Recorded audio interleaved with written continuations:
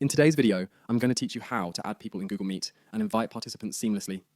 Google Meet is a popular video conferencing tool that allows you to connect with others, whether for work or personal meetings.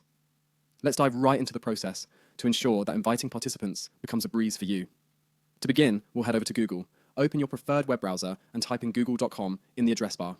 This will take you to the main Google homepage, your starting point for accessing all Google services. Now look to the top right corner of your screen.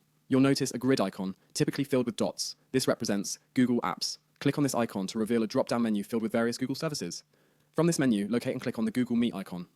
Google Meet is where you'll be hosting or joining video calls, so selecting it will direct you straight to the Meet homepage. Now that you're on Google Meet, it's time to set up your meeting. On the Google Meet page, you'll see an option labeled New Meeting. Clicking on this button will present a few choices for starting your meeting.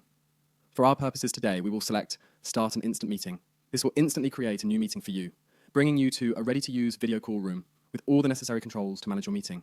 To add participants to this meeting, look towards the screen and find the Add Others button. Click this and a box will appear that allows you to enter the details of the participants you want to invite. Here you can type the name or email address of the person you want to include in your meeting. Type in the information for the participant, and as their profile appears, you'll notice a checkbox beside their name. Tick this box to select them as a valid invitee for your meeting.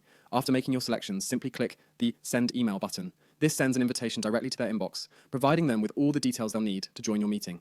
Alternatively, you can also directly share the meeting link with participants. This is especially handy if you prefer a more manual approach or if you wish to send the link through another platform or message service.